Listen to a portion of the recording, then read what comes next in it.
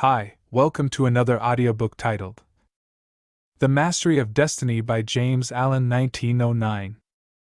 Narrated by Red Media Production. Preface.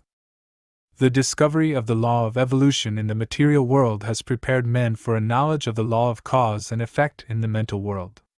Thought is not less orderly and progressive than the material forms which embody thought, and not alone cells and atoms, but thoughts and deeds are charged with a cumulative and selective energy. In the realm of thought and deed, the good survives, for it is fittest, the evil ultimately perishes. To know that the perfect law of causation is as all-embracing in mind as in matter, is to be relieved from all anxiety concerning the ultimate destiny of individuals and of humanity.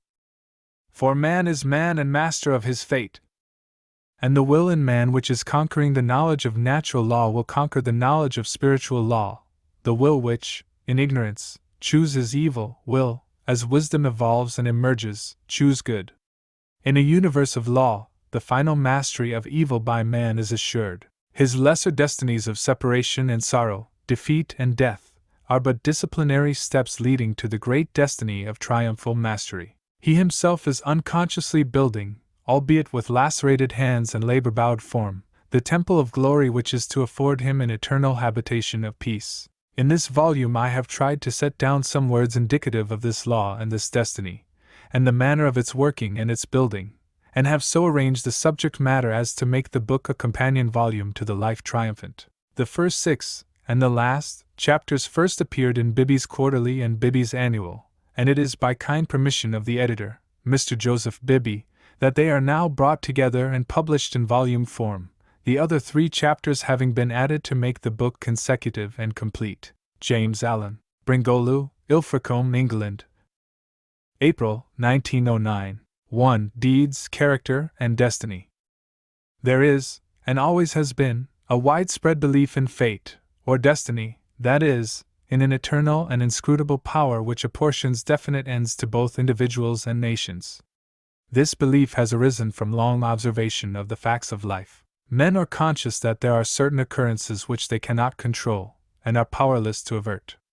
Birth and death, for instance, are inevitable, and many of the incidents of life appear equally inevitable. Men strain every nerve for the attainment of certain ends, and gradually they become conscious of a power which seems to be not of themselves, which frustrates their puny efforts, and laughs, as it were, at their fruitless striving and struggle. As men advance in life, they learn to submit, more or less, to this overruling power which they do not understand, perceiving only its effects in themselves and the world around them, and they call it by various names, such as God, Providence, Fate, Destiny, etc.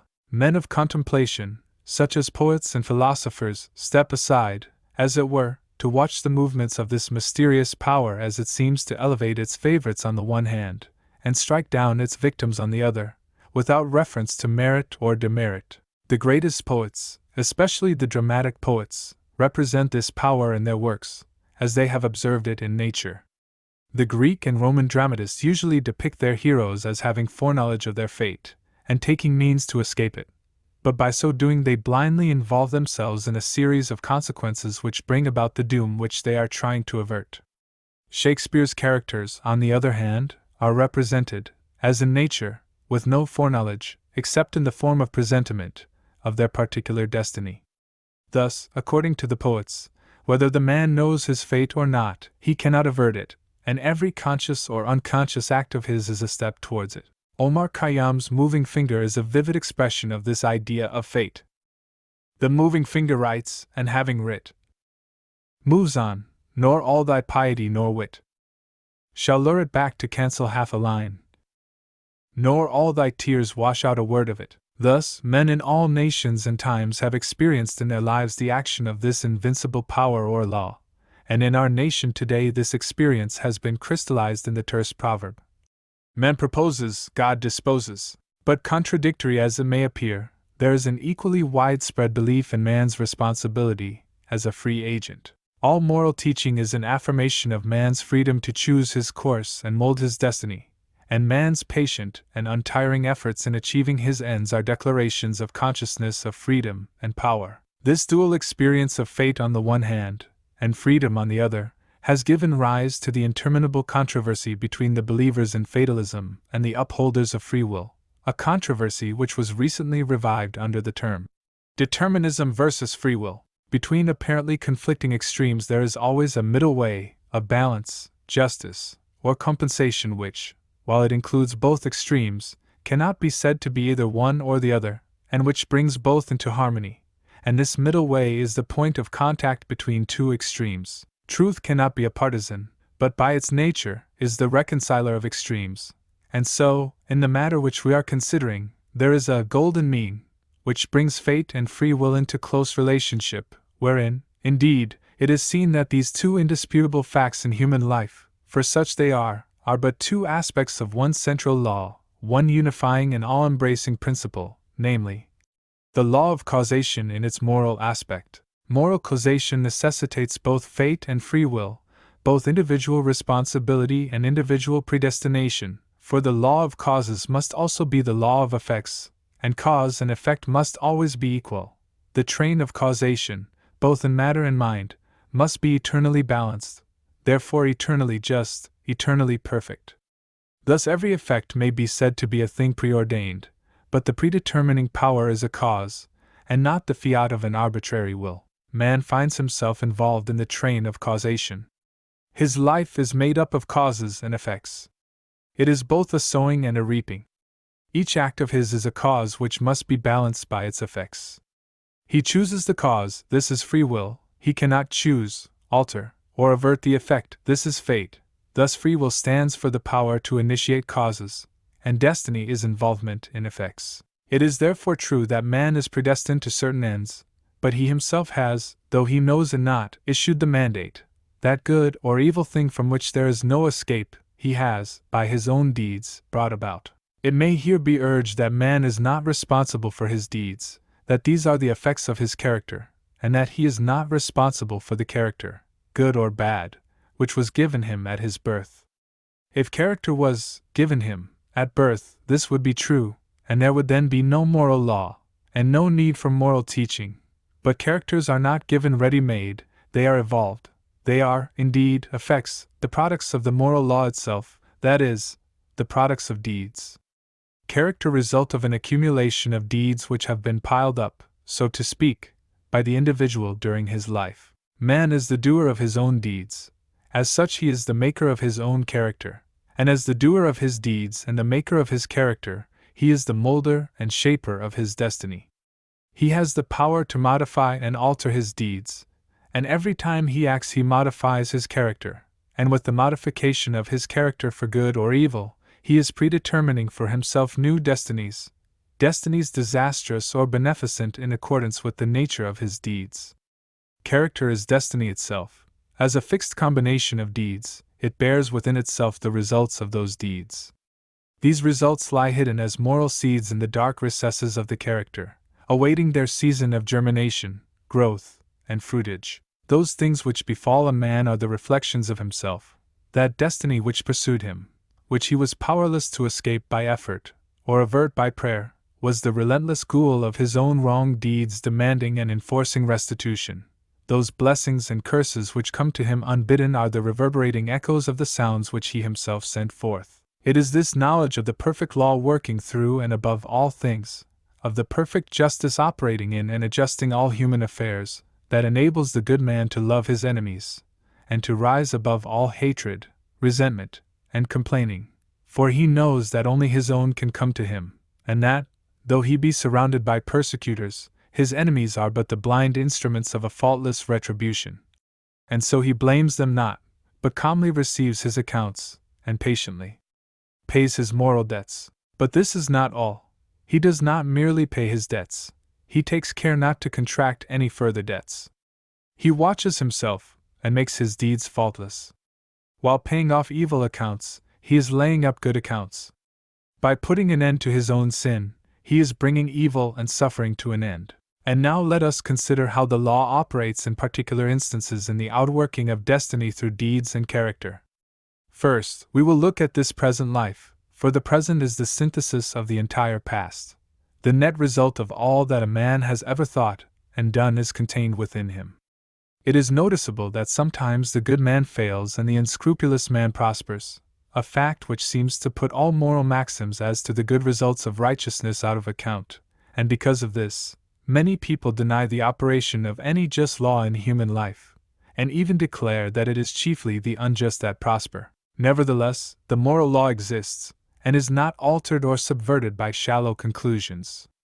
It should be remembered that man is a changing, evolving being. The good man was not always good, the bad man was not always bad. Even in this life, there was a time, in a large number of instances, when the man who is now just was unjust, when he who is now kind was cruel, when he who is now pure was impure. Conversely, there was a time in this life, in a number of instances, when he who is now unjust was just, when he who is now cruel was kind, when he who is now impure was pure.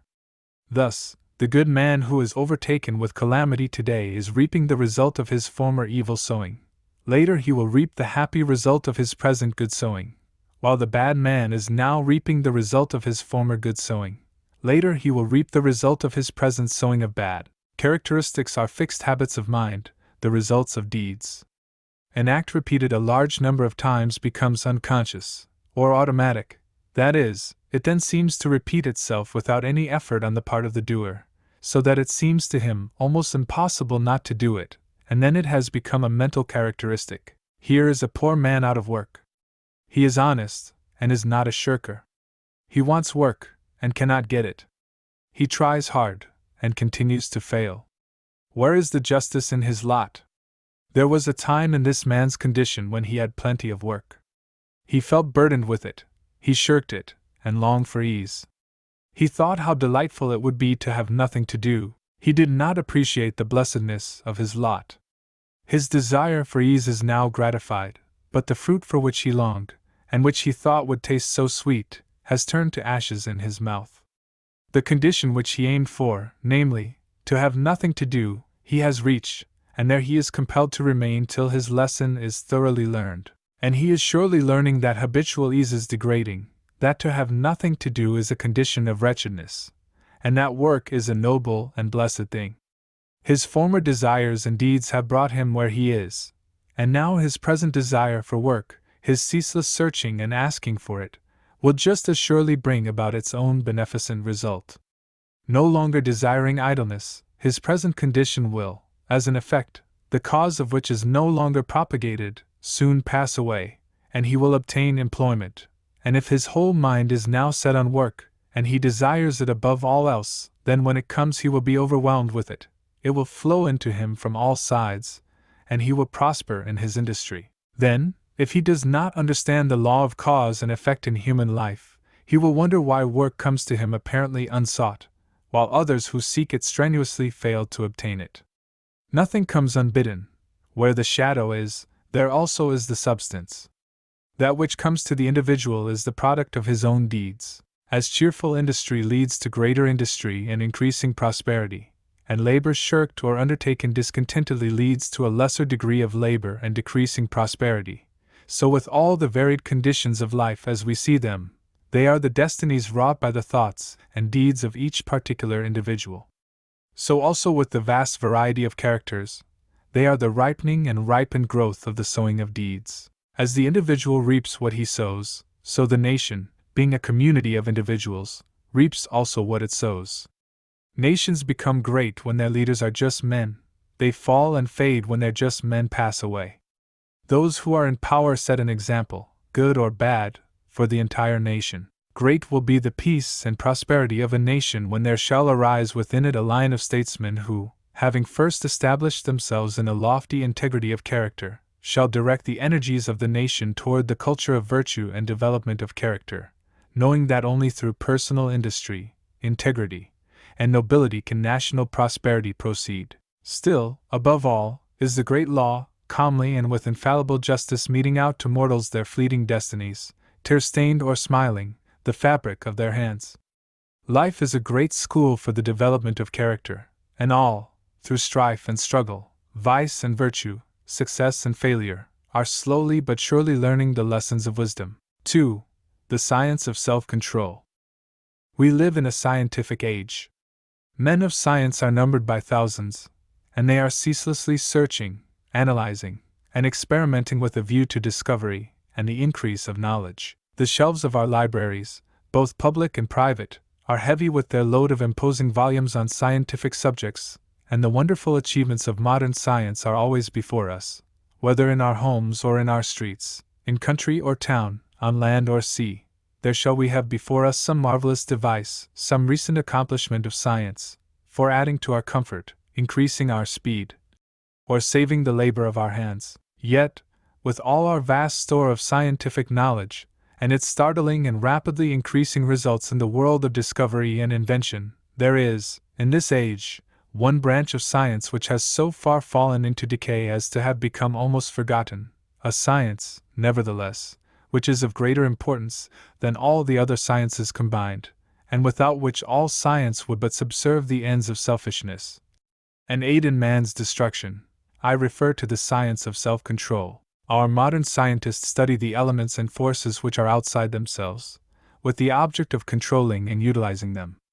The ancients studied the elements and forces which were within themselves, with a view to controlling and utilizing them, and the ancients produced such mighty masters of knowledge in this direction, that to this day they are held in reverence as gods, and the vast religious organizations of the world are based upon their achievements. Wonderful as are the forces in nature, they are vastly inferior to that combination of intelligent forces which comprise the mind of man, and which dominate and direct the blind mechanical forces of nature. Therefore, it follows that, to understand, control, and direct the inner forces of passion, desire, will, and intellect, is to be in possession of the destinies of men and nations. As in ordinary science, there are, in this divine science, degrees of attainment, and a man is great in knowledge, great in himself, and great in his influence on the world, in the measure that he is great in self-control. He who understands and dominates the forces of external nature is the natural scientist, but he who understands and dominates the internal forces of the mind is the divine scientist, and the laws which operate in gaining a knowledge of external appearances operate also in gaining a knowledge of internal varieties. A man cannot become an accomplished scientist in a few weeks or months, nay, not even in a few years. But only after many years of painstaking investigation can he speak with authority, and be ranked among the masters of science. Likewise, a man cannot acquire self-control, and become possessed of the wisdom and peace-giving knowledge which that self-control confers, but by many years of patient labor, a labor which is all the more arduous because it is silent, and both unrecognized and unappreciated by others, and he who would pursue this science successfully must learn to stand alone, and to toil unrewarded. As far as any outward emolument is concerned, the natural scientist pursues, in acquiring his particular kind of knowledge, the following 5 orderly and sequential steps. 1. Observation, that is, he closely and persistently observes the facts of nature. 2. Experiment, having become acquainted by repeated observations with certain facts, he experiments with those facts, with a view to the discovery of natural laws. He puts his facts through rigid processes of analysis, and so finds out what is useless and what of value, and he rejects the former and retains the latter. 3. Classification, having accumulated and verified a mass of facts by numberless observations and experiments, he commences to classify those facts, to arrange them in orderly groups with the object of discovering some underlying law, some hidden and unifying principle, which governs, regulates, and binds together these facts. 4. Deduction. Thus he passes on to the 4th step of deduction. From the facts and results which are before him, he discovers certain invariable modes of action, and thus reveals the hidden laws of things. 5. Knowledge. Having proven and established certain laws, it may be said of such a man that he knows. He is a scientist, a man of knowledge. But the attainment of scientific knowledge is not the end, great as it is.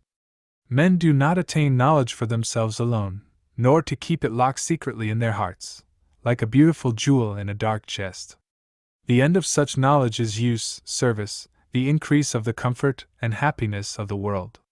Thus, when a man has become a scientist, he gives the world the benefit of his knowledge, and unselfishly bestows upon mankind the results of all his labors. Thus, beyond knowledge, there is a further step of use, That is, the right and unselfish use of the knowledge acquired, the application of knowledge to invention for the common weal. It will be noted that the 5 steps or processes enumerated follow in orderly succession, and that no man can become a scientist who omits any one of them.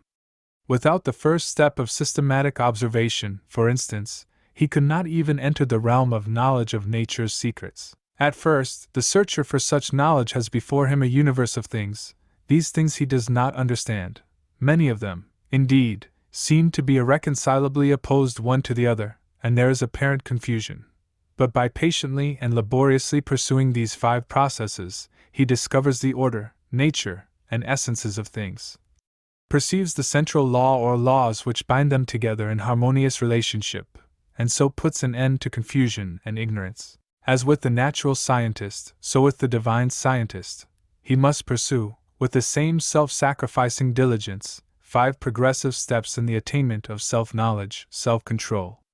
These 5 steps are the same as with the natural scientist, but the process is reversed. The mind, instead of being centered upon external things, is turned back upon itself, and the investigations are pursued in the realm of mind, of one's own mind, instead of in that of matter. At first, the searcher for divine knowledge is confronted with that mass of desires, passions, emotions, ideas, and intellections which he calls himself, which is the basis of all his actions, and from which his life proceeds. This combination of invisible, yet powerful, forces appears confusedly. Some of them stand, apparently, in direct conflict with each other, without any appearance or hope of reconciliation.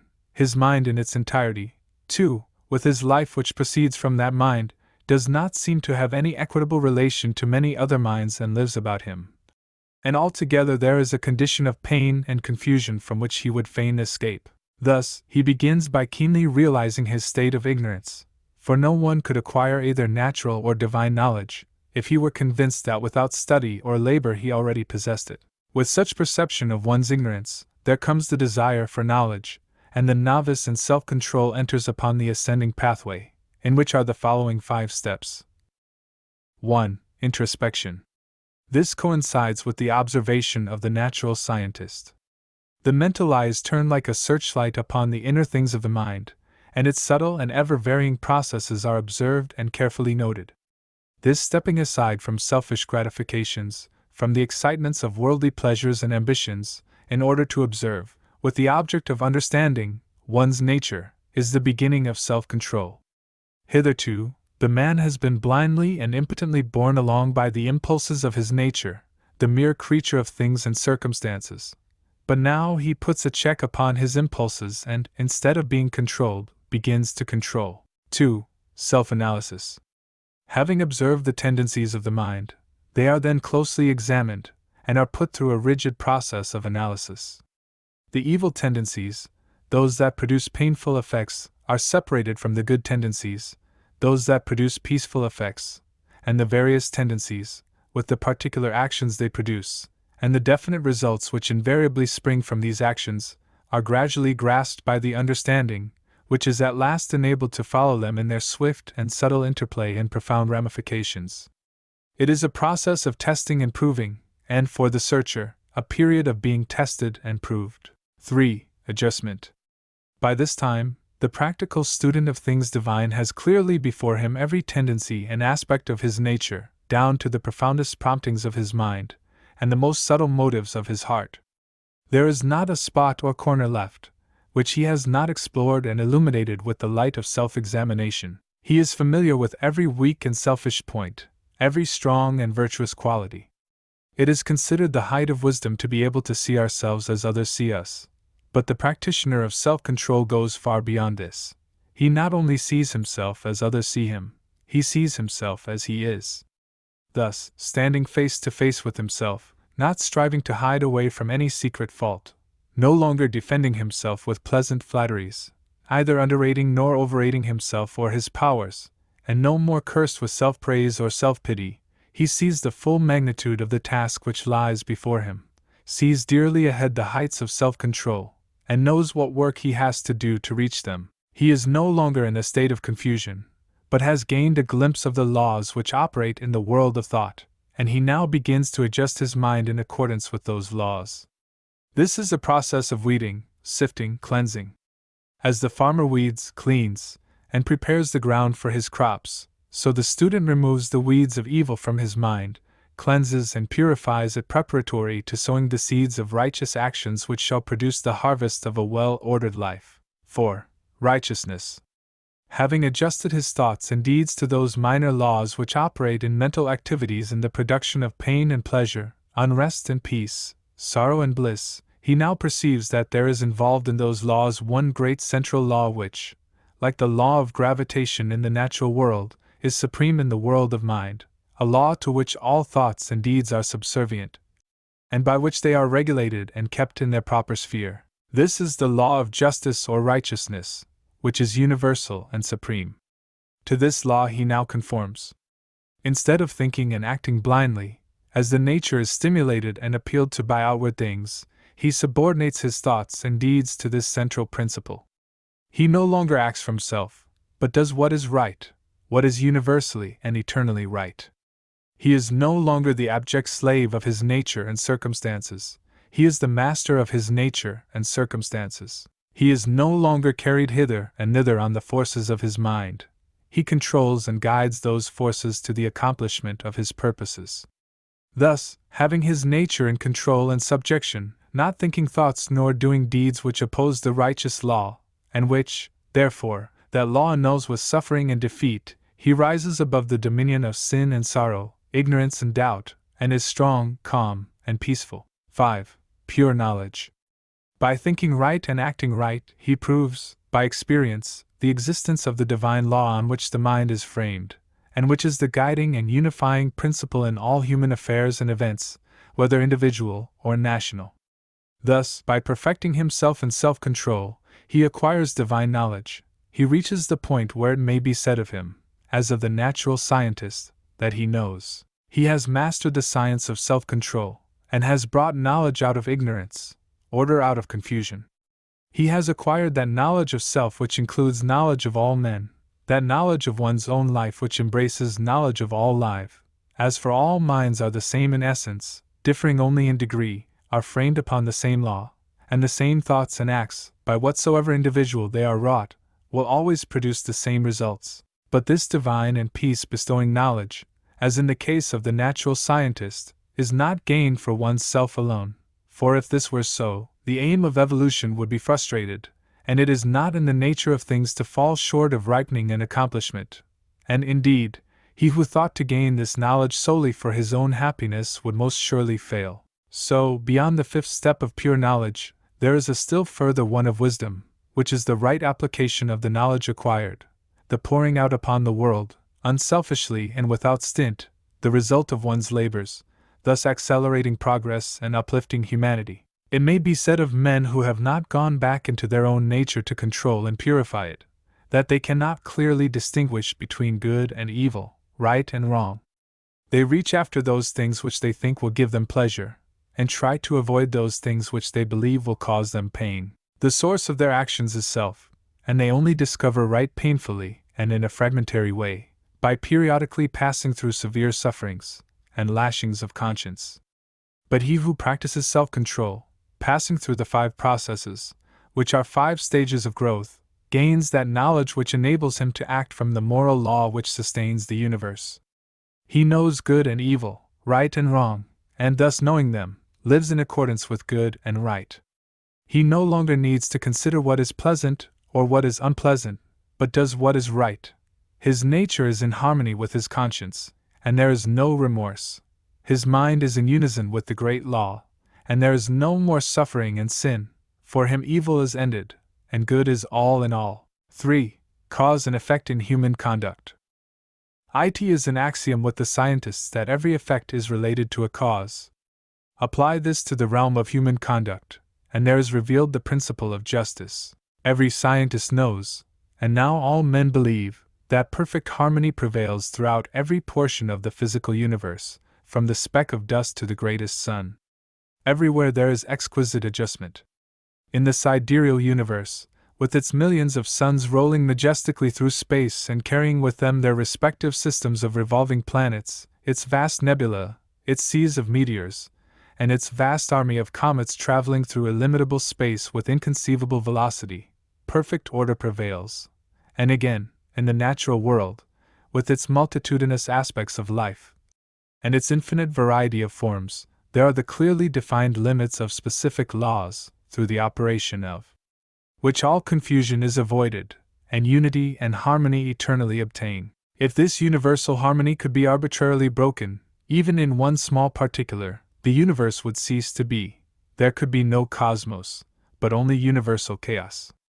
Nor can it be possible in such a universe of law that there should exist any personal power which is above, outside, and superior to such law in the sense that it can defy it, or set it aside, for whatsoever beings exist, whether they be men or gods, they exist by virtue of such law, and the highest, best, and wisest among all beings would manifest his greater wisdom by his more complete obedience to that law which is wiser than wisdom, and than which nothing more perfect could be devised. All things, whether visible or invisible, are subservient to, and fall within the scope of, this infinite and eternal law of causation.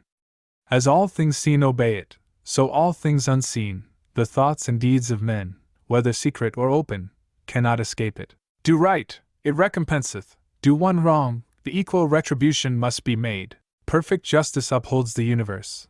Perfect justice regulates human life and conduct. All the varying conditions of life, as they obtain in the world today, are the result of this law reacting on human conduct. Man can, and does, choose what causes he shall set in operation, but he cannot change the nature of effects. He can decide what thoughts he shall think, and what deeds he shall do, but he has no power over the results of those thoughts and deeds. These are regulated by the overruling law. Man has all power to act, but his power ends with the act committed. The result of the act cannot be altered, annulled, or escaped. It is irrevocable. Evil thoughts and deeds produce conditions of suffering. Good thoughts and deeds determine conditions of blessedness. Thus man's power is limited to, and his blessedness or misery is determined by his own conduct. To know this truth renders life simple, plain, and unmistakable. All the crooked paths are straightened out, the heights of wisdom are revealed, and the open door to salvation from evil and suffering is perceived and entered. Life may be likened to a sum in arithmetic. It is bewilderingly difficult and complex to the pupil who has not yet grasped the key to its correct solution, but once this is perceived and laid hold of, it becomes as astonishingly simple as it was formerly profoundly perplexing. Some idea of this relative simplicity and complexity of life may be grasped by fully recognizing and realizing the fact that, while there are scores, and perhaps hundreds, of ways in which a sum may be done wrong, there is only one way by which it can be done right, and that when that right way is found the pupil knows it to be the right. His perplexity vanishes, and he knows that he has mastered the problem. It is true that the pupil, while doing his sum incorrectly, may, and frequently does, think he has done it correctly, but he is not sure. His perplexity is still there, and if he is an earnest and apt pupil, he will recognize his own error when it is pointed out by the teacher. So in life, men may think they are living rightly while they are continuing, through ignorance, to live wrongly, but the presence of doubt, perplexity, and unhappiness are sure indications that the right way has not yet been found. There are foolish and careless pupils who would like to pass a sum as correct before they have acquired a true knowledge of figures, but the eye and skill of the teacher quickly detect and expose the fallacy. So in life there can be no falsifying of results. The eye of the great law reveals and exposes. Twice 5 will make 10 to all eternity, and no amount of ignorance, stupidity, or delusion can bring the result up to 11. If one looks superficially at a piece of cloth, he sees it as a piece of cloth, but if he goes further and inquires into its manufacture, and examines it closely and attentively, he sees that it is composed of a combination of individual threads, and that, while all the threads are interdependent, each thread pursues its own way throughout, never becoming confused with its sister thread. It is this entire absence of confusion between the particular threads which constitutes the finished work a piece of cloth. Any inharmonious commingling of the thread would result in a bundle of waste, or a useless rag. Life is like a piece of cloth, and the threads of which it is composed are individual lives. The threads, while being interdependent, are not confounded one with the other. Each follows its own course. Each individual suffers and enjoys the consequences of his own deeds, and not of the deeds of another. The course of each is simple and definite, the whole forming a complicated, yet harmonious, combination of sequences. There are action and reaction, deed and consequence, cause and effect, and the counterbalancing reaction, consequence, and effect is always in exact ratio with the initiatory impulse. A durable and satisfactory piece of cloth cannot be made from shoddy material, and the threads of selfish thoughts and bad deeds will not produce a useful and beautiful life, a life that will wear well and bear close inspection. Each man makes or mars his own life. It is not made or marred by his neighbor, or by anything external to himself. Each thought he thinks, each deed he does, is another thread, shoddy or genuine, woven into the garment of his life, and as he makes the garment so must he wear it. He is not responsible for his neighbor's deeds. He is not the custodian of his neighbor's actions. He is responsible only for his own deeds. He is the custodian of his own actions. The problem of evil subsists in a man's own evil deeds, and it is solved when those deeds are purified. Says Rousseau, "Man, seek no longer the origin of evil. Thou thyself art its origin. Effect can never be divorced from cause. It can never be of a different nature from cause." Emerson says, "Justice is not postponed. A perfect equity adjusts the balance in all parts of life, and there is a profound sense in which cause and effect are simultaneous, and form one perfect whole. Thus, upon the instant that a man thinks, say, a cruel thought, or does a cruel deed, that same instant he has injured his own mind. He is not the same man he was the previous instant. He is a little viler and a little more unhappy, and a number of such successive thoughts and deeds would produce a cruel and wretched man. The same thing applies to the contrary. The thinking of a kind thought, or doing a kind deed, and immediate nobility and happiness attend it. The man is better than he was before, and a number of such deeds would produce a great and blissful soul. Thus individual human conduct determines, by the faultless law of cause and effect, individual merit or demerit, individual greatness or meanness, individual happiness or wretchedness. What a man thinks that he does, what he does that he is. If he is perplexed, unhappy, restless, or wretched, let him look to himself, for there and nowhere else is the source of all his trouble. 4. Training of the will. Without strength of mind, nothing worthy of accomplishment can be done, and the cultivation of that steadfastness and stability of character which is commonly called will-power is one of the foremost duties of man, for its possession is essentially necessary both to his temporal and eternal well-being.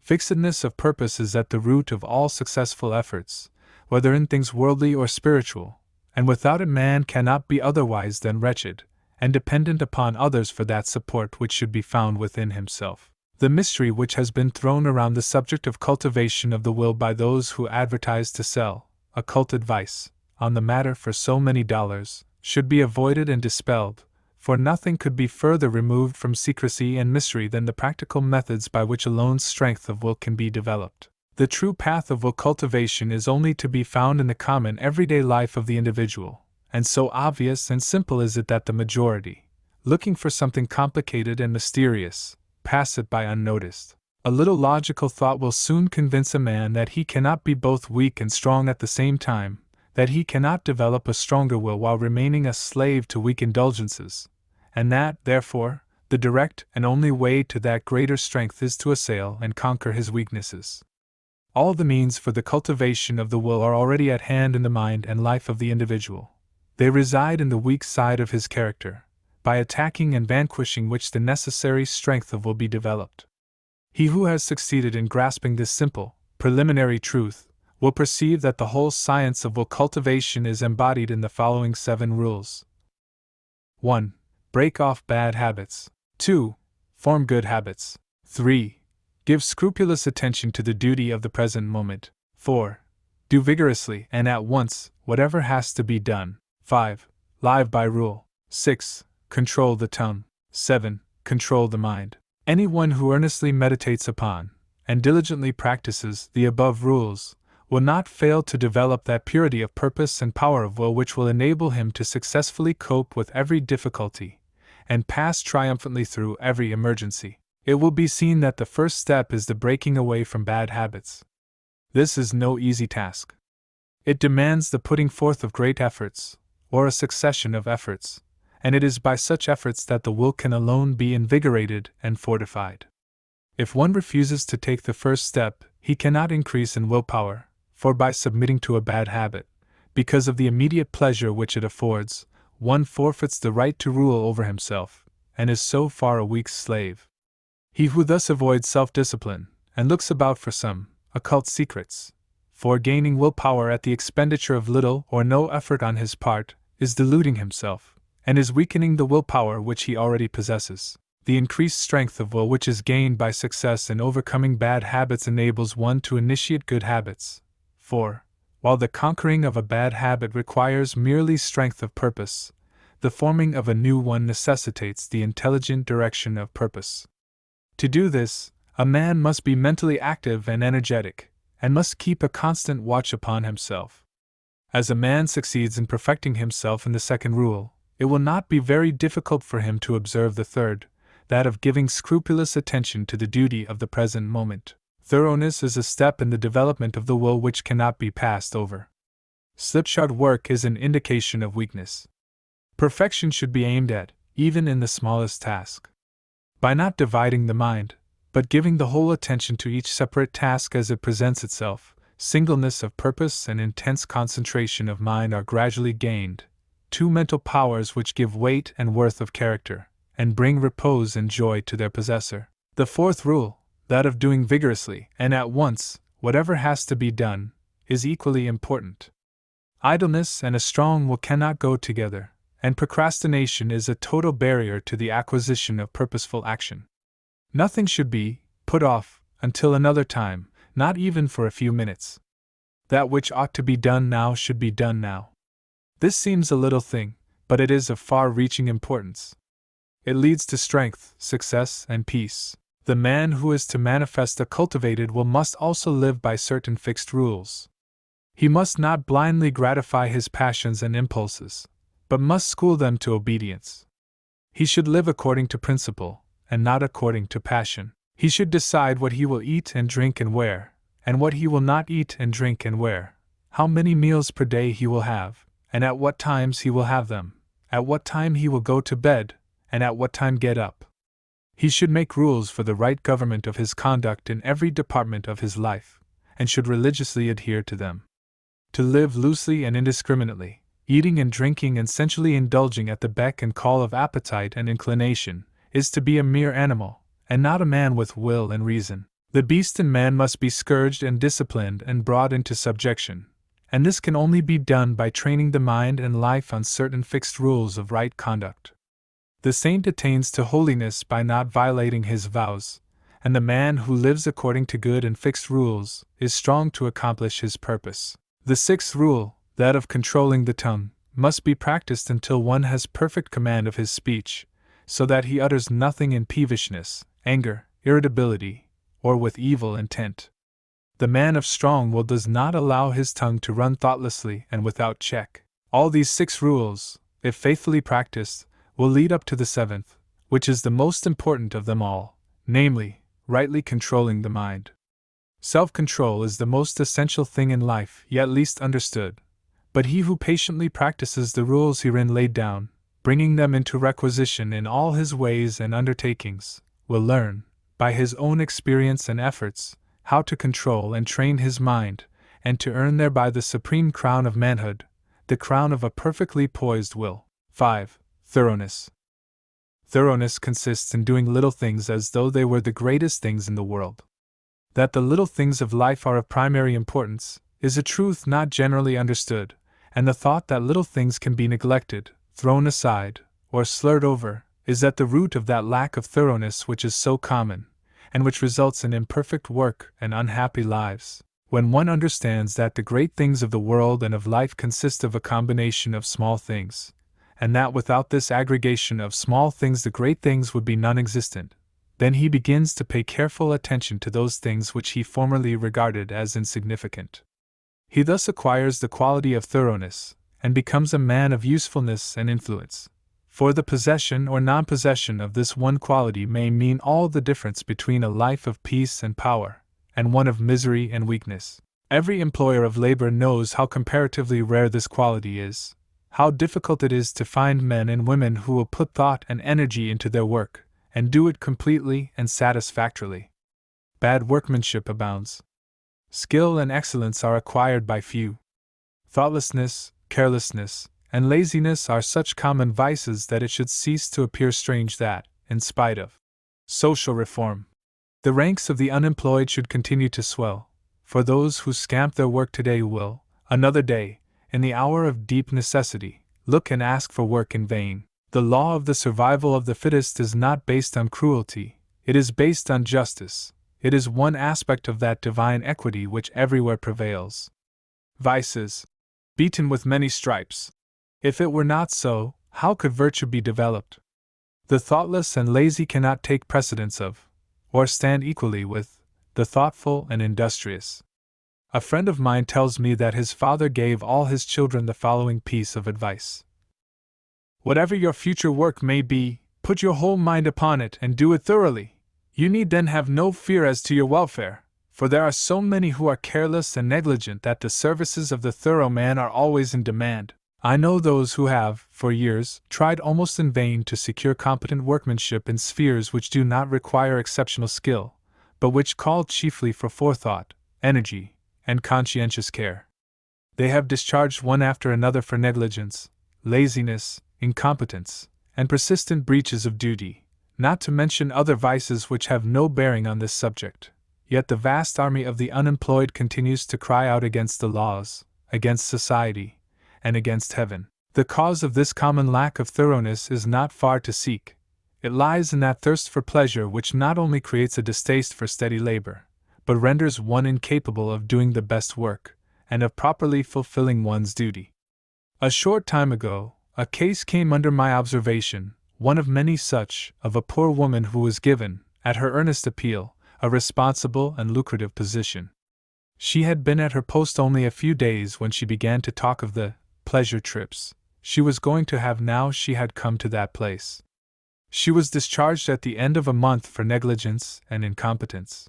As two objects cannot occupy the same space at the same time, so the mind that is occupied with pleasure cannot also be concentrated upon the perfect performance of duty. Pleasure has its own place and time, but its consideration should not be allowed to enter the mind during those hours which should be devoted to duty. Those who, while engaged in their worldly task, are continually dwelling upon anticipated pleasures, cannot do otherwise than bungle through their work, or even neglect it when their pleasure seems to be at stake. Thoroughness is completeness, perfection. It means doing a thing so well that there is nothing left to be desired. It means doing one's work, if not better than anyone else can do it, at least not worse than the best that others do. It means the exercise of much thought, the putting forth of great energy, the persistent application of the mind to its task, the cultivation of patience, perseverance, and a high sense of duty.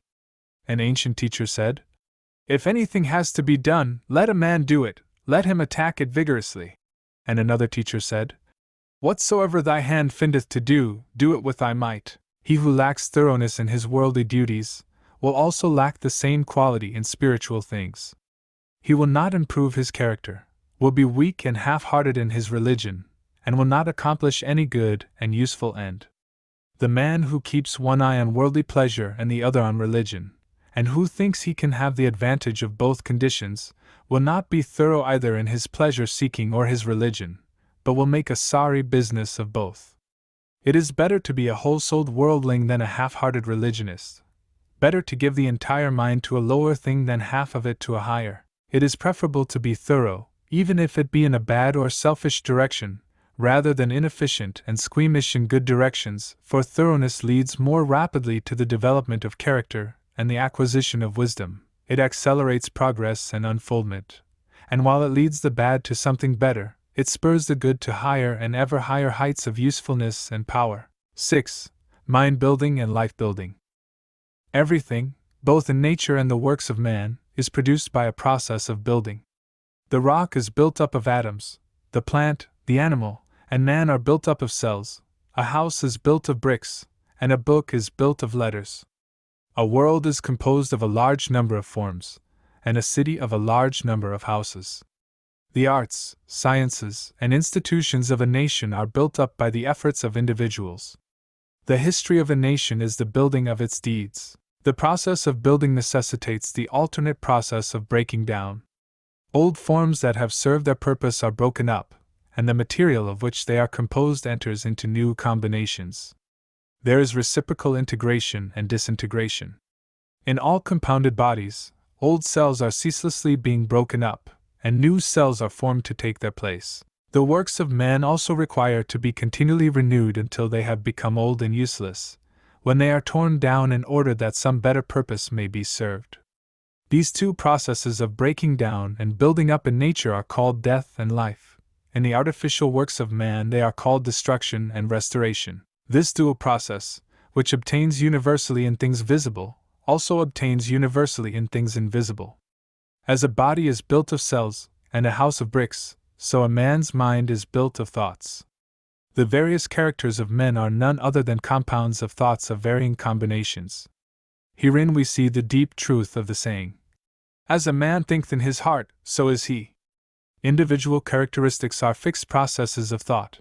That is, they are fixed in the sense that they have become such an integral part of the character that they can be only altered or removed by a protracted effort of the will, and by much self-discipline.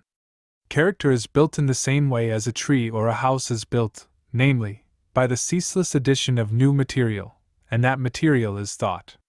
By the aid of millions of bricks a city is built. By the aid of millions of thoughts a mind, a character, is built. Every man is a mind builder, whether he recognizes it or not. Every man must perforce think, and every thought is another brick laid down in the edifice of mind. Such brick-laying is done loosely and carelessly by a vast number of people, the result being unstable and tottering characters that are ready to go down under the first little gust of trouble or temptation. Some, also, put into the building of their minds large numbers of impure thoughts.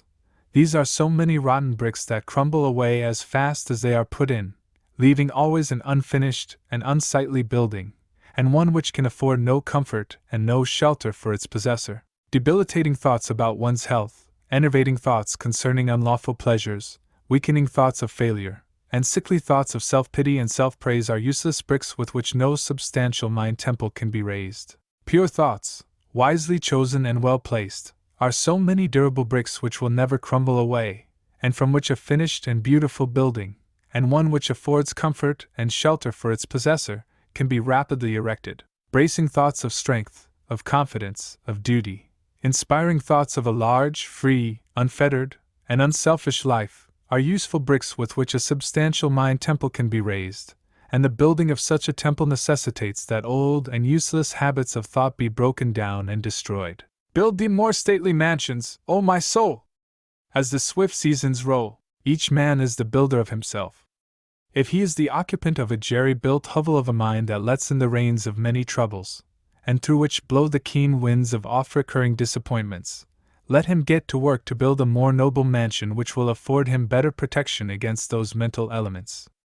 Trying to weakly shift the responsibility for his jerry-building on to the devil, or his forefathers, or anything or anybody but himself, will neither add to his comfort, nor help him to build a better habitation. When he wakes up to a sense of his responsibility, and an approximate estimate of his power, then he will commence to build like a true workman, and will produce a symmetrical and finished character that will endure, and be cherished by posterity, and which, while affording a never-failing protection for himself, will continue to give shelter to many a struggling one when he has passed away. The whole visible universe is framed on a few mathematical principles.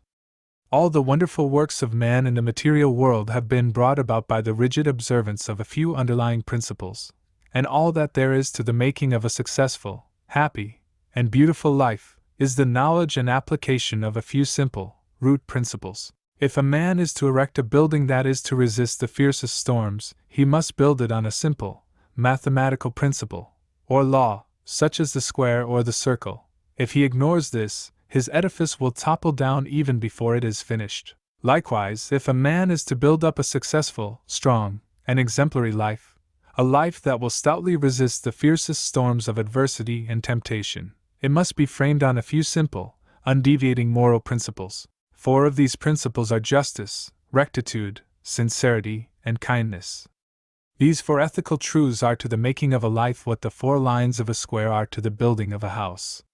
If a man ignores them and thinks to obtain success and happiness and peace by injustice, trickery, and selfishness, he is in the position of a builder who imagines he can build a strong and durable habitation while ignoring the relative arrangement of mathematical lines, and he will, in the end, obtain only disappointment and failure. He may, for a time, make money, which will delude him into believing that injustice and dishonesty pay well, but in reality his life is so weak and unstable that it is ready at any moment to fall, and when a critical period comes, as come it must, his affairs, his reputation, and his riches crumble to ruins, and he is buried in his own desolation. It is totally impossible for a man to achieve a truly successful and happy life who ignores the 4 moral principles enumerated, whilst a man who scrupulously observes them in all his dealings can no more fail of success and blessedness than the earth can fail of the light and warmth of the sun so long as it keeps to its lawful orbit, for he is working in harmony with the fundamental laws of the universe.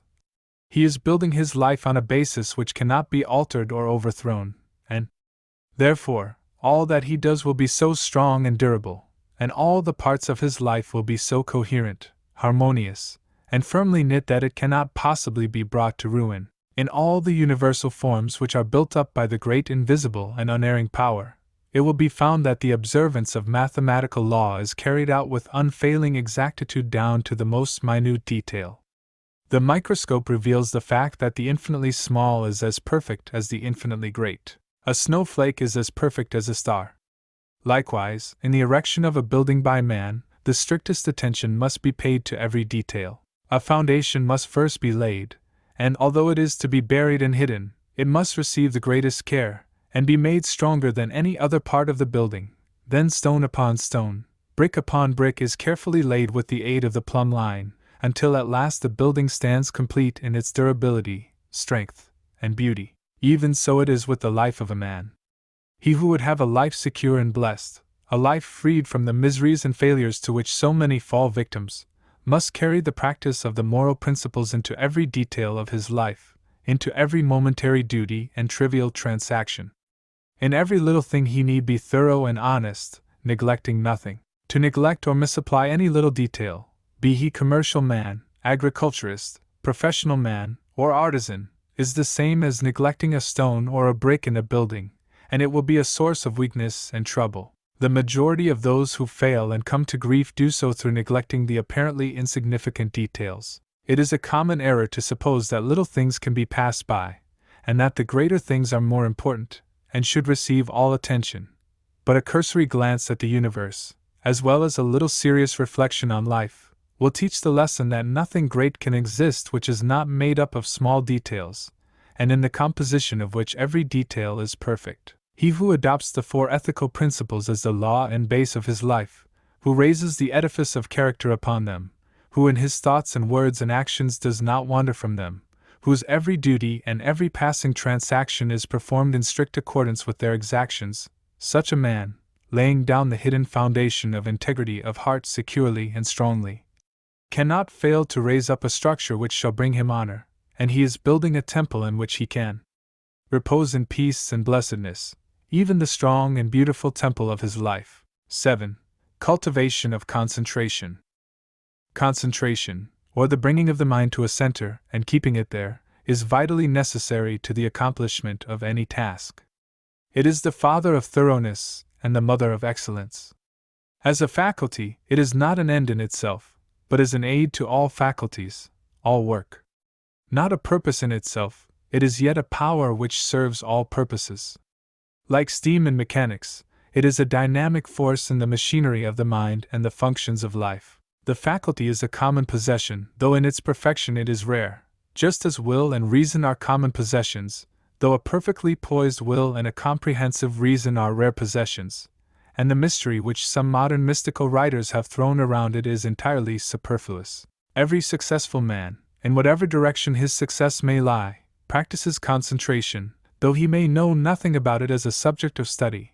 Every time one becomes absorbed in a book or task, or is rapt in devotion or assiduous in duty, concentration, in a greater or lesser degree, is brought into play. Many books purporting to give instructions on concentration make its practice and acquisition an end in itself.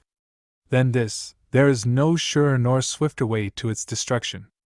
The fixing of the eyes upon the tip of the nose, upon a doorknob, a picture, a mystical symbol, or the portrait of a saint, or the centering of the mind upon the navel, the pineal gland, or some imaginary point in space, I have seen all these methods seriously advised in works on this subject, with the object of acquiring concentration, is like trying to nourish the body by merely moving the jaw as in the act of eating, without taking food.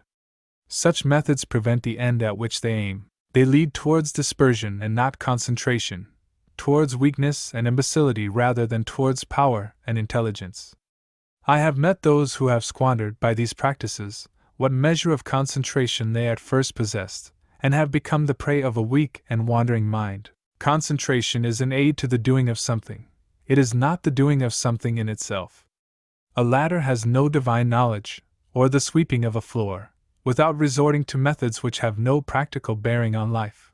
For what is concentration but the bringing of a well-controlled mind to the doing of that which has to be done? He who does his work in an aimless, a hurried, or thoughtless manner, and resorts to his artificial, concentration methods, to his doorknob, his picture, or nasal extremity, in order to gain that which he imagines to be some kind of mystical power, but which is a very ordinary and practical quality, though he may drift towards insanity, and I knew one man who became insane by these practices, he will not increase in steadiness of mind. The great enemy of concentration, and therefore of all skill and power, is a wavering, wandering, undisciplined value in and of itself, but only in so far as it enables us to reach something which we could not otherwise reach.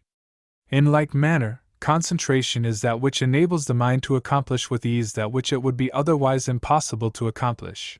But of itself it is a dead thing, and not a living accomplishment. Concentration is so interwoven with the uses of life that it cannot be separated from duty, and he who tries to acquire it apart from his task, his duty, will not only fail, but will diminish, and not increase, his mental control and executive capacity, and so render himself less and less fit to succeed in his undertakings. A scattered and undisciplined army would be useless.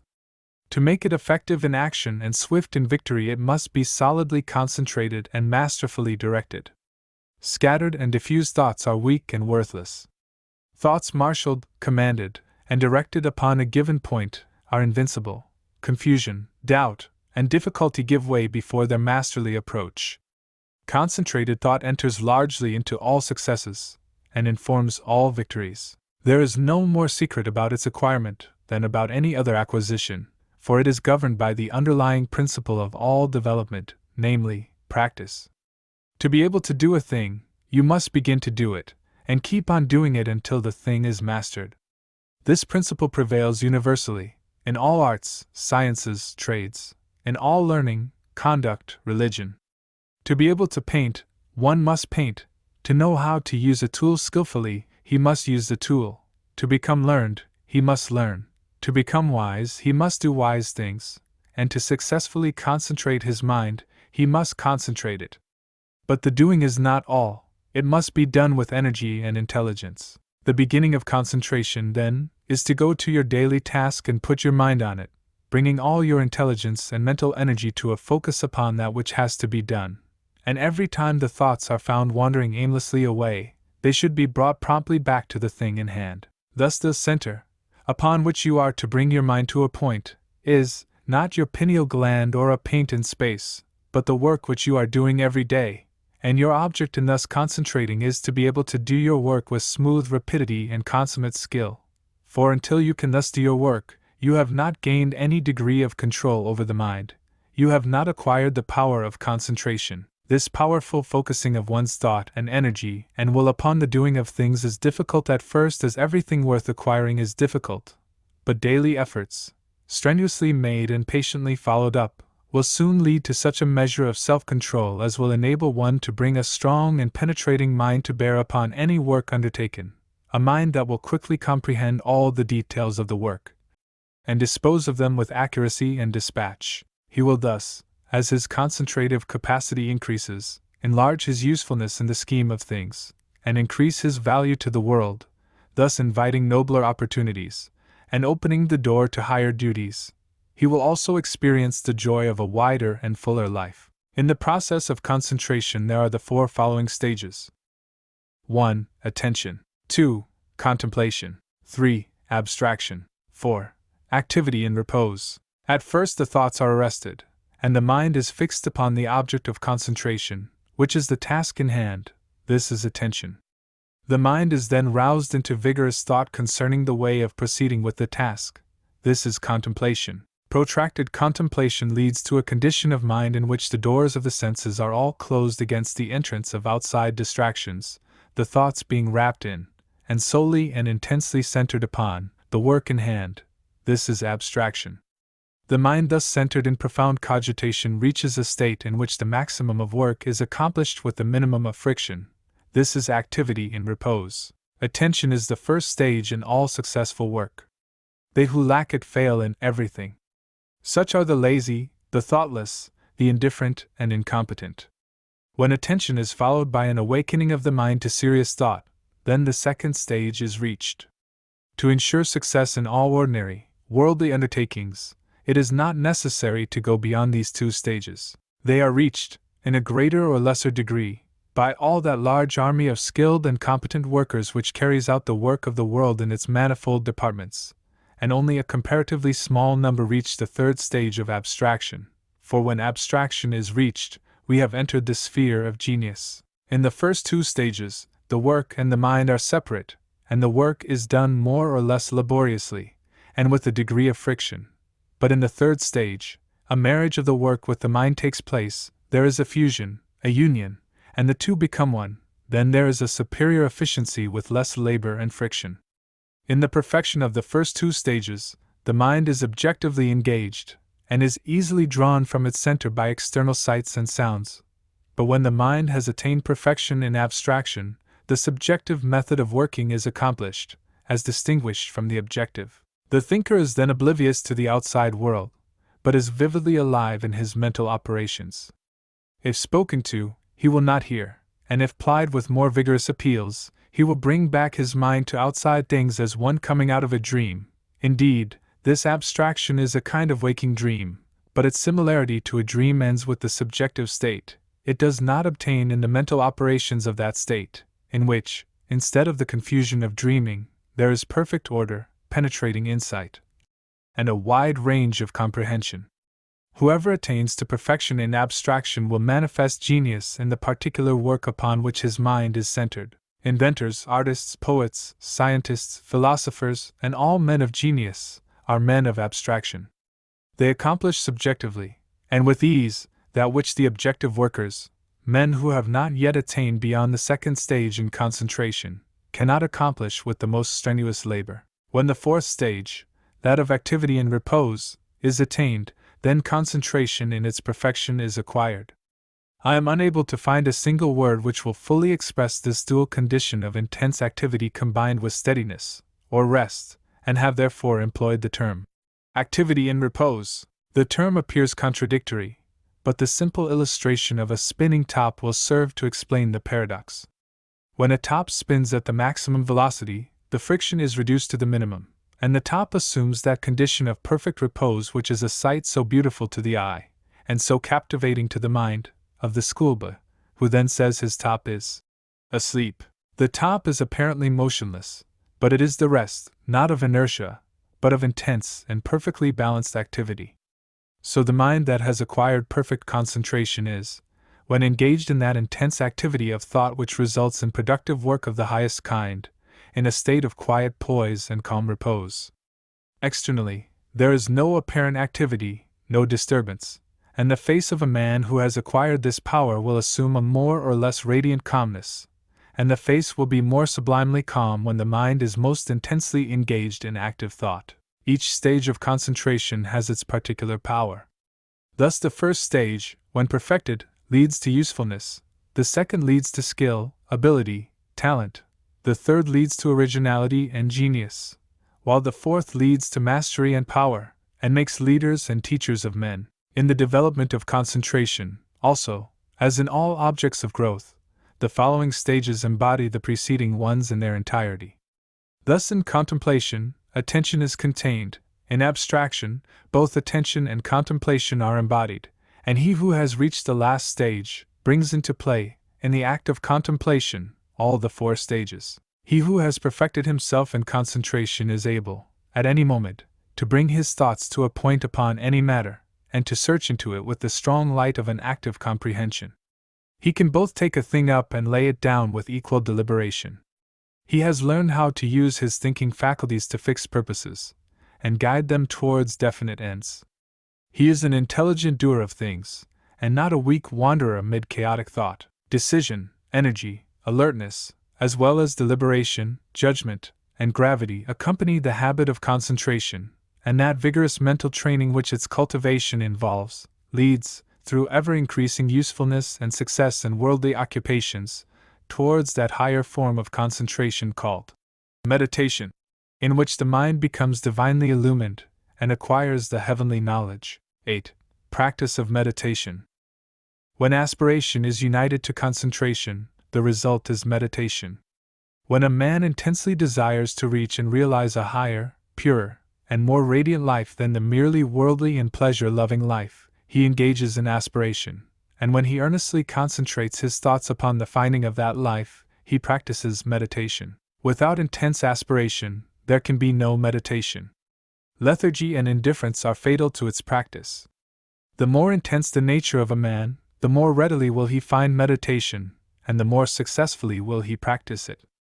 A fiery nature will most rapidly scale the heights of truth in meditation, when its aspirations have become sufficiently awakened. Concentration is necessary to worldly success. Meditation is necessary to spiritual success. Worldly skill and knowledge are acquired by concentration. Spiritual skill and knowledge are acquired by meditation.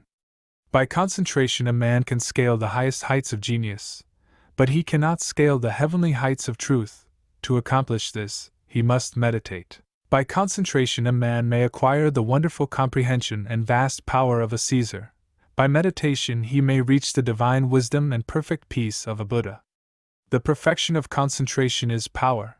The perfection of meditation is wisdom. By concentration, men acquire skill in the doing of the things of life, in science, art, trade, etc.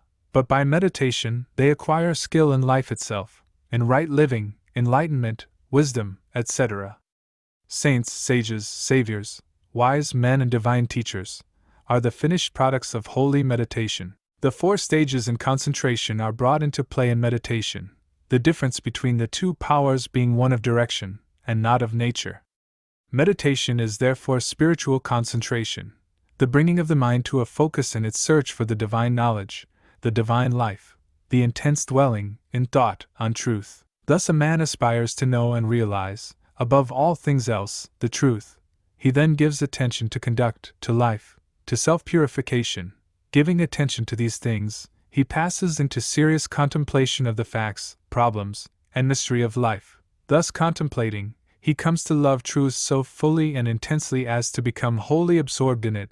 The mind is drawn away from its wanderings in a multitude of desires, and solving one by one the problems of life, realizes that profound union with truth which is the state of abstraction, and thus absorbed in truth, there is that balance and poise of character, that divine action in repose, which is the abiding calm and peace of an emancipated and enlightened mind. Meditation is more difficult to practice than concentration because it involves a much more severe self-discipline than that which obtains in concentration. A man can practice concentration without purifying his heart and life, whereas the process of purification is inseparable from meditation. The object of meditation is divine enlightenment, the attainment of truth, and is therefore interwoven with practical purity and righteousness. Thus, while, at first, the time spent in actual meditation is short, perhaps only half an hour in the early morning, the knowledge gained in that half hour of vivid aspiration and concentrated thought is embodied in practice during the whole day. In meditation, therefore, the entire life of a man is involved, and as he advances in its practice he becomes more and more fitted to perform the duties of life in the circumstances in which he may be placed, for he becomes stronger, holier, calmer, and wiser. The principle of meditation is twofold, namely 1. Purification of the heart by repetitive thought on pure things. 2. Attainment of divine knowledge by embodying such purity in practical life. Man is a thought being, and his life and character are determined by the thoughts in which he habitually dwells. By practice, association, and habit, thoughts tend to repeat themselves with greater and greater ease and frequency, and so fix the character in a given direction by producing that automatic action which is called habit. By daily dwelling upon pure thoughts, the man of meditation forms the habit of pure and enlightened thinking, which leads to pure and enlightened actions and well-performed duties. By the ceaseless repetition of pure thoughts, he at last becomes one with those thoughts, and is a purified being, manifesting his attainment in pure actions, in a serene and wise life. The majority of men live in a series of conflicting desires, passions, emotions, and speculations, and there are restlessness, uncertainty, and sorrow. But when a man begins to train his mind in meditation, he gradually gains control over this inward conflict by bringing his thoughts to a focus upon a central principle. In this way, the old habits of impure and erroneous thought and action are broken up, and the new habits of pure and enlightened thought and action are formed.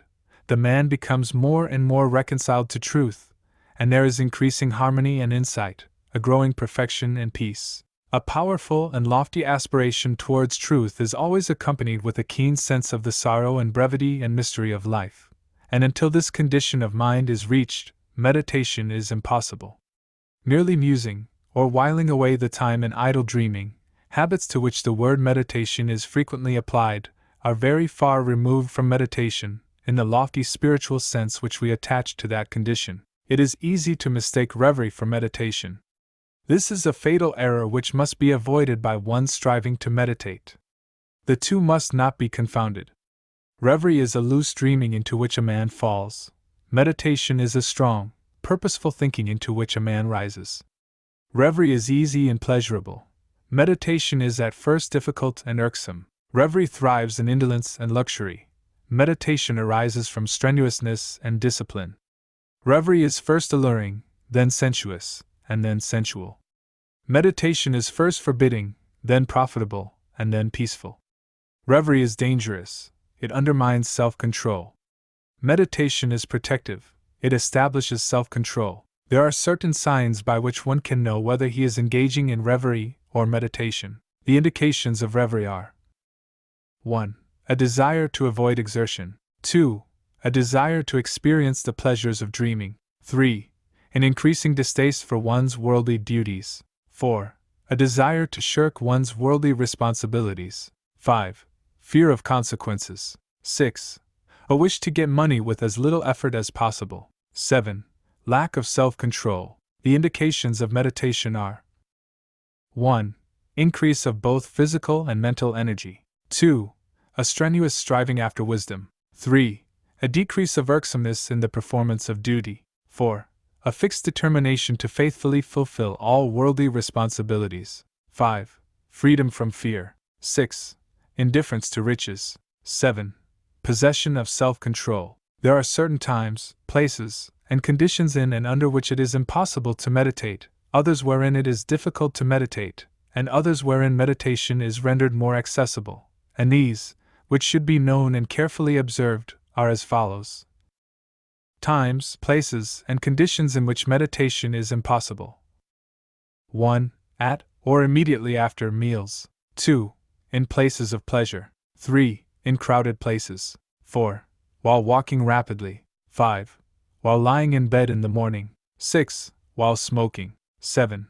While lying on a couch or bed for physical or mental relaxation. Times, places, and conditions in which meditation is difficult. 1. At night. 2. In a luxuriously furnished room. 3. While sitting on a soft, yielding seat. 4. While wearing gay clothing. 5. When in company. 6. When the body is weary. 7. If the body is given too much food. Times, places, and conditions in which it is best to meditate. 1. Very early in the morning. 2. Immediately before meals. 3. In solitude. 4. In the open air or in a plainly furnished room. 5. While sitting on a hard seat. 6. when the body is strong and vigorous. 7. When the body is modestly and plainly clothed. It will be seen by the foregoing instructions that ease, luxury, and indulgence, which induce reverie, render meditation difficult, and when strongly pronounced make it impossible, while strenuousness, discipline, and self-denial, which dispel reverie, make meditation comparatively easy. The body, too, should be neither overfed nor starved, either in rags nor flauntingly clothed. It should not be tired, but should be at its highest point of energy and strength, as the holding of the mind to a concentrated train of subtle and lofty thought requires a high degree of both physical and mental energy. Aspiration can often best be aroused, and the mind renewed in meditation, by the mental repetition of a lofty precept, a beautiful sentence, or a verse of poetry. Indeed, the mind that is ready for meditation will instinctively adopt this practice. Mere mechanical repetition is worthless, and even a hindrance. The words repeated must be so applicable to one's own condition that they are dwelt upon lovingly and with concentrated devotion. In this way, aspiration and concentration harmoniously combine to produce, without undue strain, the state of meditation. All the conditions above stated are of the utmost importance in the early stages of meditation, and should be carefully noted and duly observed by all who are striving to acquire the practice, and those who faithfully follow the instructions, and who strive and persevere, will not fail to gather in due season, the harvest of purity, wisdom, bliss, and peace, and will surely eat of the sweet fruits of holy meditation. 9. The power of purpose. Dispersion is weakness, concentration is power. Destruction is a scattering, preservation a uniting process. Things are useful and thoughts are powerful in the measure that their parts are strongly and intelligently concentrated. Purpose is highly concentrated thought. All the mental energies are directed to the attainment of an object, and obstacles which intervene between the thinker and the object are, one after another, broken down and overcome. Purpose is the keystone in the temple of achievement. It binds and holds together in a complete whole that which would otherwise lie scattered and useless. Empty whims, ephemeral fancies, vague desires, and half-hearted resolutions have no place in purpose. In the sustained determination to accomplish there is an invincible power which swallows up all inferior considerations, and marches direct to victory. All successful men are men of purpose. They hold fast to an idea, a project, a plan, and will not let it go.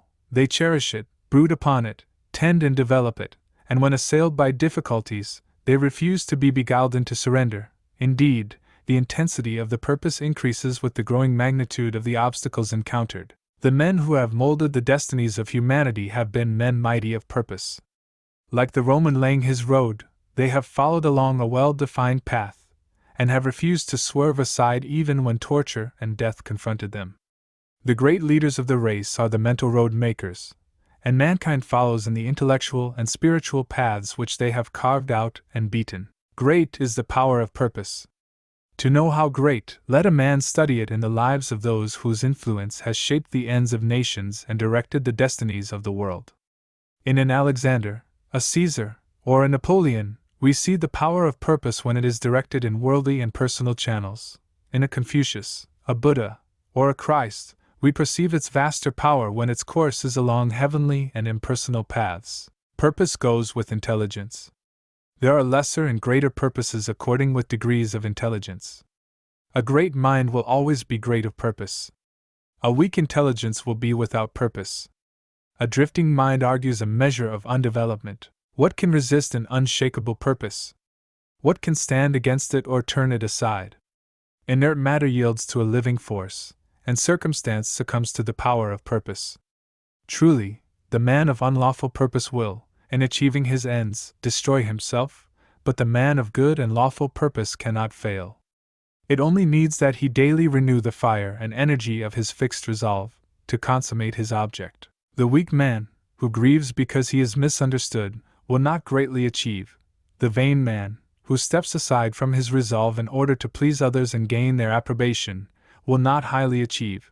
The double-minded man, who thinks to compromise his purpose, will fail. The man of fixed purpose who, whether misunderstandings and foul accusations, or flatteries and fair promises, rain upon him, does not yield a fraction of his resolve, is the man of excellence and achievement, of success, greatness, power. Hindrances stimulate the man of purpose. Difficulties nerve him to renewed exertion. Mistakes, losses, pains do not subdue him, and failures are steps in the ladder of success, for he is ever conscious of the certainty of final achievement. All things at last yield to the silent, irresistible, all-conquering energy of purpose. Out of the night that covers me, black as the pit from pole to pole, I thank whatever gods may be for my unconquerable soul. In the fell clutch of circumstance, I have not whined nor cried aloud. Under the bludgeoning of chance, my head is bloody but unbowed. It matters not how strait the gate, how charged with punishment the scroll. I am the master of my fate. I am the captain of my soul. 10. The joy of accomplishment. JY is always the accompaniment of a task successfully accomplished. An undertaking completed, or a piece of work done, always brings rest and satisfaction. When a man has done his duty, he is light-hearted and happy, says Emerson, and no matter how insignificant the task may appear, the doing of it faithfully and with whole-souled energy always results in cheerfulness and peace of mind. Of all miserable men, the shirker is the most miserable. Thinking to find ease and happiness in avoiding difficult duties and necessary tasks, which require the expenditure of labor and exertion, his mind is always uneasy and disturbed. He becomes burdened with an inward sense of shame, and forfeits manliness and self-respect. He who will not work according to his faculty, let him perish according to his necessity, says Carlyle. And it is a moral law that the man who avoids duty, and does not work to the full extent of his capacity, does actually perish, first in his character and last in his body and circumstances. Life and action are synonymous, and immediately a man tries to escape exertion, either physical or mental, he has commenced to decay. On the other hand, the energetic increase in life by the full exercise of their powers, by overcoming difficulties, and by bringing to completion tasks which coiled for the strenuous use of mind or muscle. How happy is a child when a school lesson, long labored over, is mastered at last! The athlete, who has trained his body through long months or years of discipline and strain, is richly blessed in his increased health and strength, and is met with the rejoicings of his friends when he carries home the prize from the field of contest. After many years of ungrudging toil, the heart of the scholar is gladdened with the advantages and powers which learning bestows. The business man, grappling incessantly with difficulties and drawbacks, is amply repaid in the happy assurance of well-earned success, and the horticulturist, vigorously contending with the stubborn soil, sits down at last to eat of the fruits of his labor. Every successful accomplishment, even in worldly things, is repaid with its own measure of joy, and in spiritual things, the joy which supervenes upon the perfection of purpose is sure, deep, and abiding. Great is the heartfelt joy, albeit ineffable, when, after innumerable and apparently unsuccessful attempts, some ingrained fault of character is at last cast out to trouble its erstwhile victim and the world no more. The striver after virtue, he who is engaged in the holy task of building up a noble character, tastes, at every step of conquest over self, a joy which does not again leave him, but which becomes an integral part of his spiritual nature. All life is a struggle. Both without and within there are conditions against which man must contend. His very existence is a series of efforts and accomplishments, and his right to remain among men as a useful unit of humanity depends upon the measure of his capacity for wrestling successfully with the elements of nature without, or with the enemies of virtue and truth within. It is demanded of man that he shall continue to strive after better things, after greater perfection, after higher and still higher achievements, and in accordance with the measure of his obedience to this demand, does the angel of joy wait upon his footsteps and minister unto him. For he who is anxious to learn, eager to know, and who puts forth efforts to accomplish, finds the joy which eternally sings at the heart of the universe. First in little things, then in greater, and then in greater still, must man strive, until at last he is prepared to make the supreme effort, and strive for the accomplishment of truth, succeeding in which, he will realize the eternal joy. The price of life is effort. The acme of effort is accomplishment. The reward of accomplishment is joy. Blessed is the man who strives against his own selfishness. He will taste in its fullness the joy of accomplishment. The end.